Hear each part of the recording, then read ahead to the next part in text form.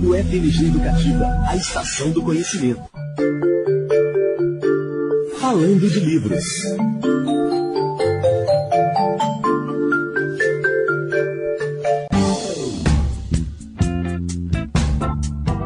E como eu anunciei antes do intervalo, agora é hora de entrevista. Nós vamos falar com o professor Carlos Newton Júnior.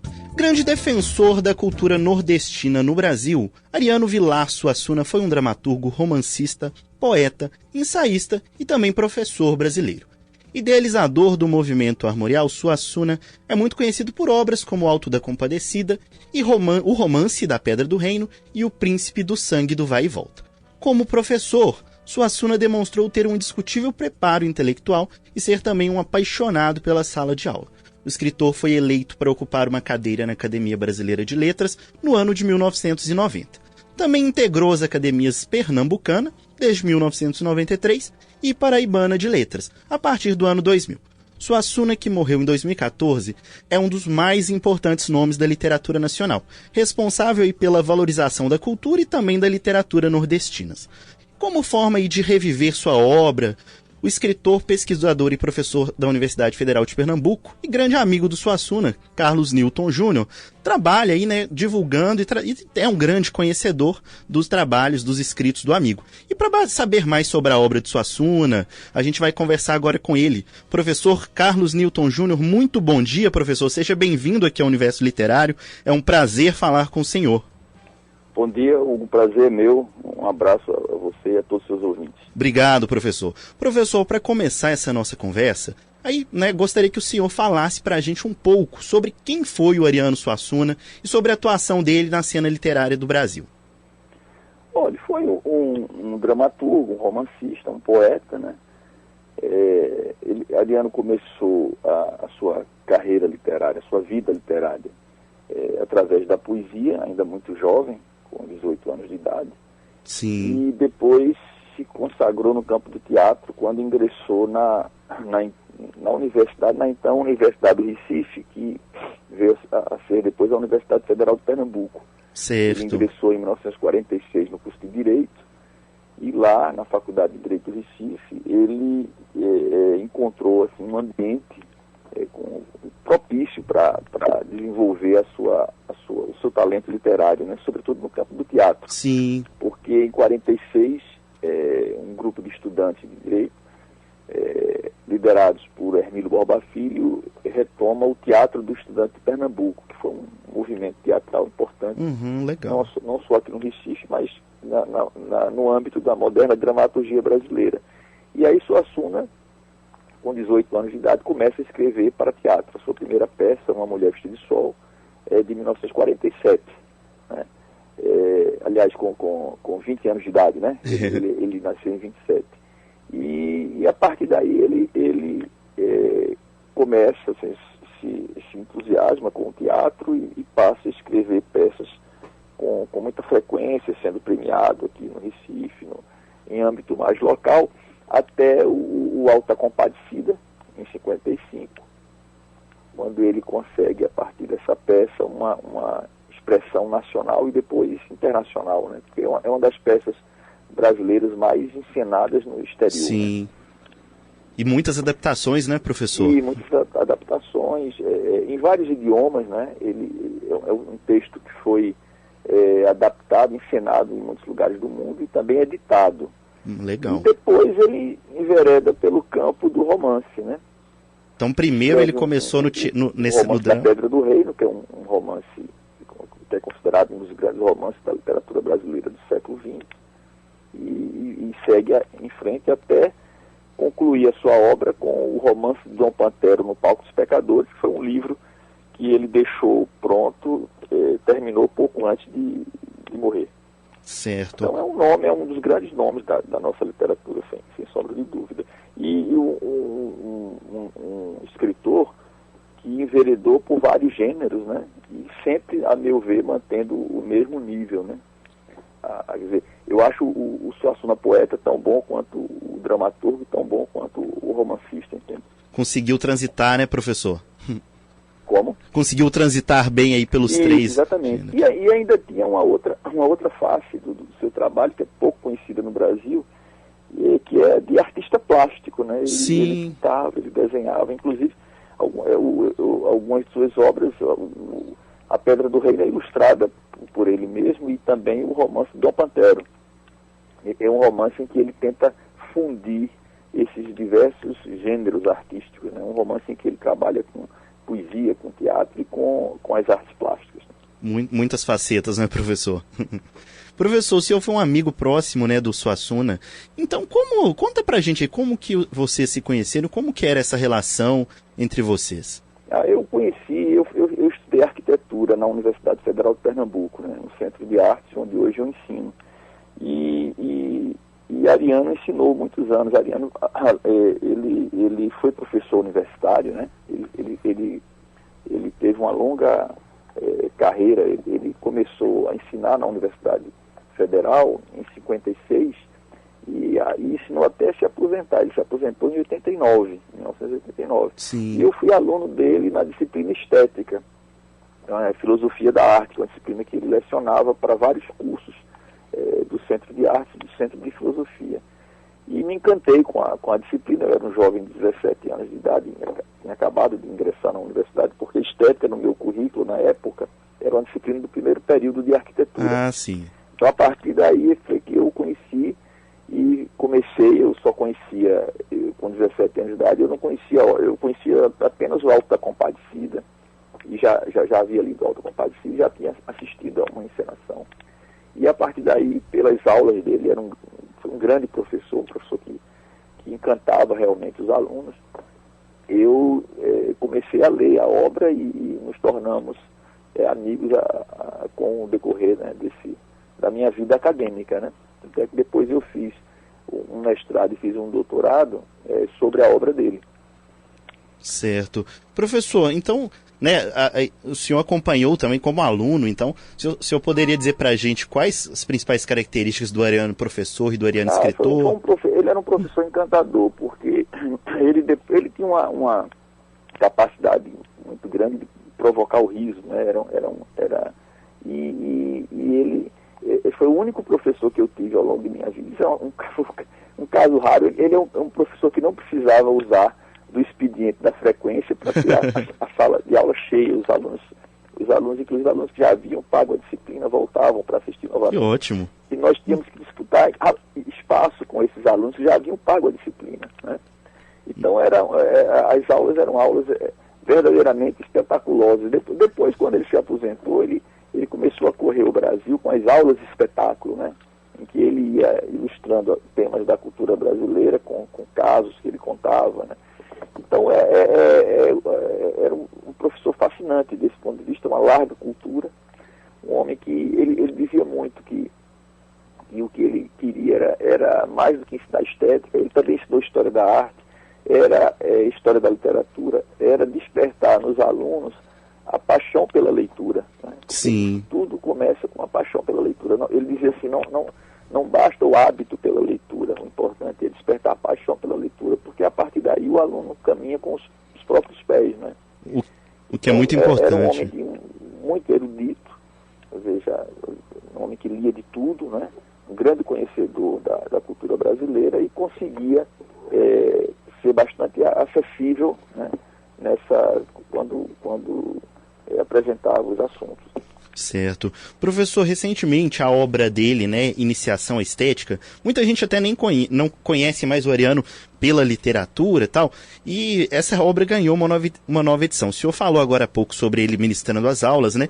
O que essa obra, professor, apresenta de novo nos estudos aí desse campo? Bom, veja bem, essa obra é uma obra, a primeira edição dessa obra é de 75. Essa obra, como eu falei há pouco, ele começou a ensinar estética, ele começou a ensinar em 1956. E na década de 50, no Brasil, não existiam, você não tinha uma bibliografia acessível em termos de estética, né, para estudantes de filosofia, das artes de uma maneira geral. As pessoas se valiam muito de obras estrangeiras. Então, ele, percebendo isso, ele escreveu um manual, que é um curso, né?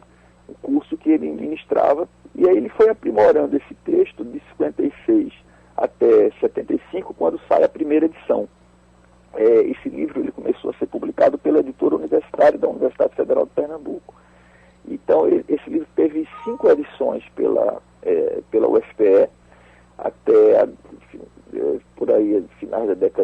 meados da década de 90, ele saía pela UFPE, e depois, numa negociação que um agente literário de Ariano fez com a então José Olímpio, que era a editora que Ariano publicava, o Romance da Pedra do Reino, algumas de suas peças, etc. Esse livro começou a ser editado por uma editora comercial. E hoje a mais nova edição está com a Nova Fronteira, né? Que é a editora hoje que responde pela obra dele. Certo. Então é um curso de estética, e eu mesmo utilizo esse livro, é um livro muito bom, eu gosto muito do livro, tem um tom assim, coloquial, né, que ele vai expondo os assuntos como se fossem aulas, e é um dos poucos cursos que eu conheço de estética, assim, à disposição dos alunos, né, em língua portuguesa. Quer dizer, é um curso de filosofia da arte, né, que é uma das disciplinas que ele lecionou. E essa última edição, nós fizemos um trabalho de cotejamento com as edições anteriores, desde a primeira, de maneira que conseguimos retirar algumas gralhas, algumas imprecisões que vinham se acumulando nas edições anteriores. Ótimo. Né, palavras repetidas, algumas lacunas, erros de editoração que vinham persistindo na obra, de maneira que eu tenho a impressão assim, que essa edição, a edição mais recente, saiu agora no final do ano passado, de 2018, é a edição mais correta, mais bem apresentada desse livro de Ariano. Certo. Que entrou há pouco no mercado, né? Certo, professor. Então, inclusive, nessa última edição, eu escrevi um prefácio a pedido da editora e falo um pouco da história desse livro, né, e do próprio Ariano enquanto professor. Ótimo. Então, uma boa dica aí para quem, né, quiser entender um pouco do trabalho do Ariano nesse ramo aí da estética, né, professor? É um trabalho assim, porque Ariano ele ficou muito conhecido pelas aulas de espetáculo, ele ficou muito conhecido como um professor, como uma personalidade, mas esse livro dele ainda é menos conhecido, né, pelos estudantes de maneira geral, né? É um trabalho no campo do ensaio, né? Quer dizer, não deixa de ser um trabalho no campo literário, mas é um trabalho no campo do ensaio, né? É uma extensão do trabalho docente de Ariano. Certo. Professor, uma curiosidade que muita gente, né, não sabe é que, apesar de ter essa relação aí, de ter morado, ter estabelecido sua vida em Pernambuco, o Ariano é natural da Paraíba, não é isso? Isso.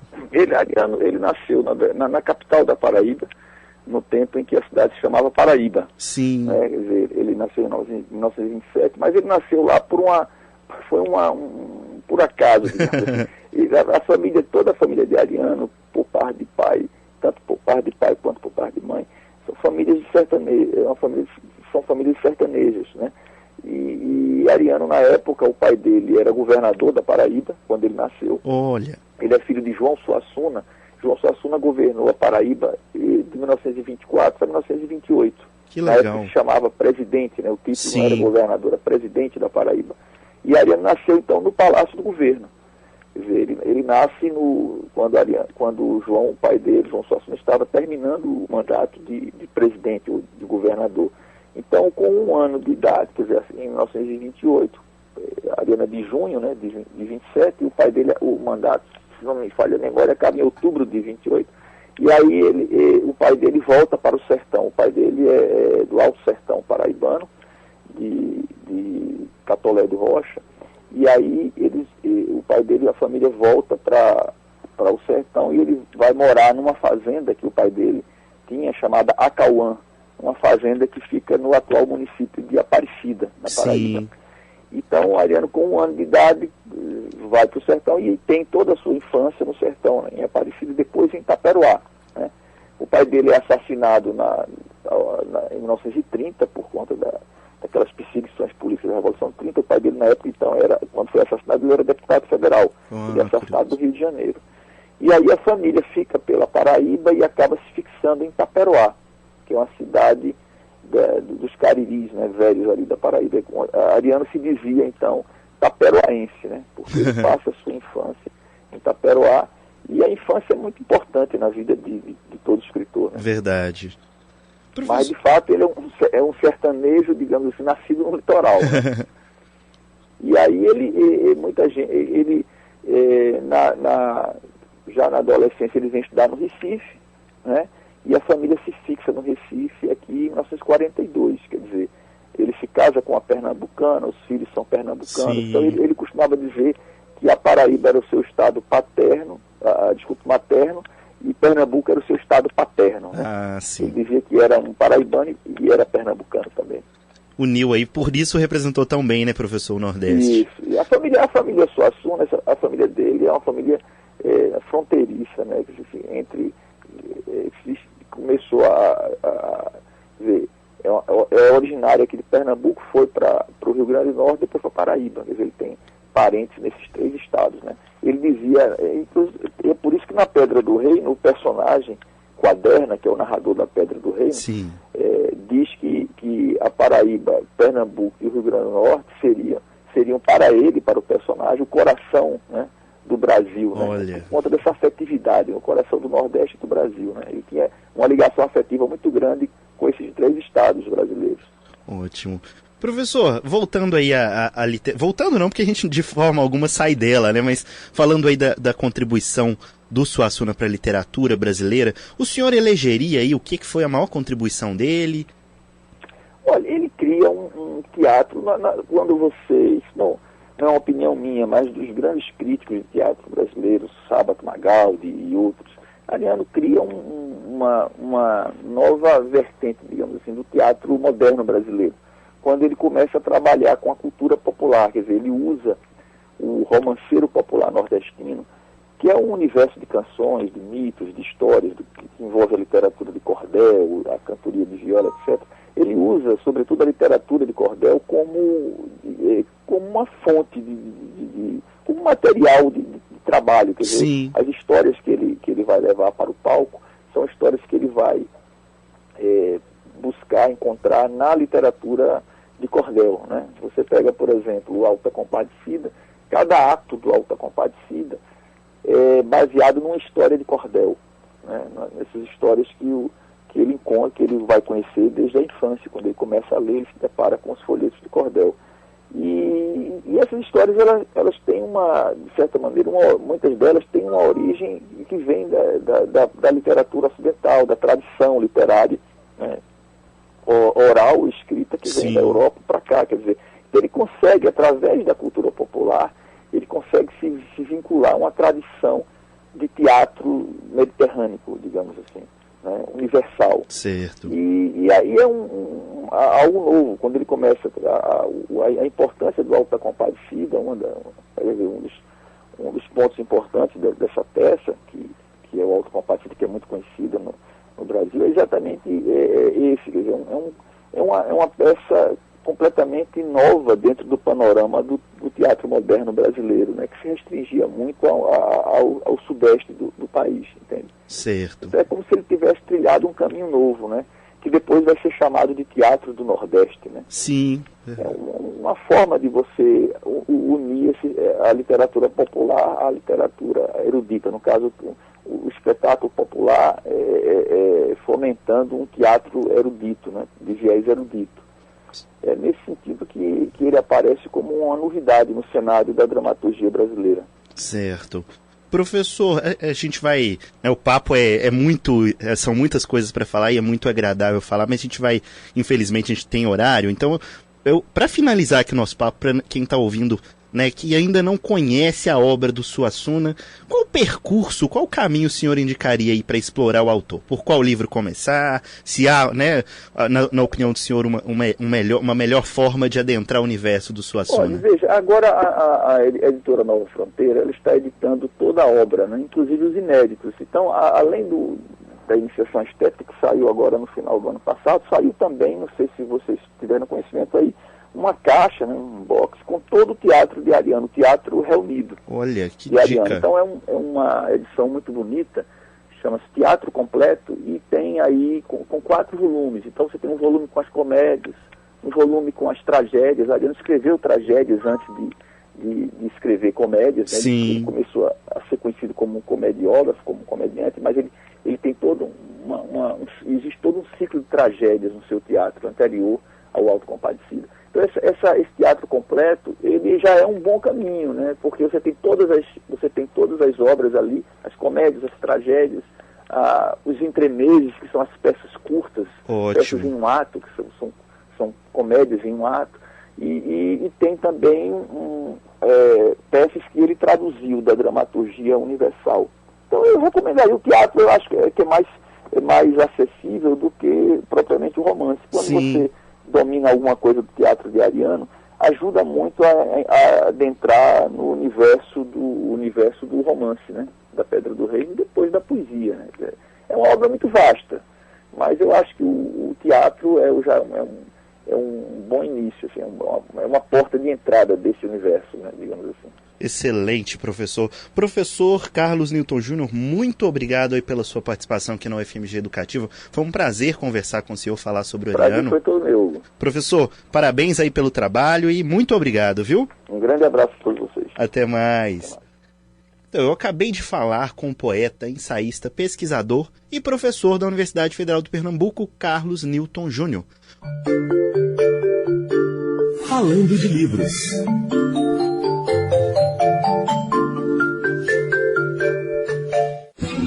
UFMG Educativa, a estação do conhecimento.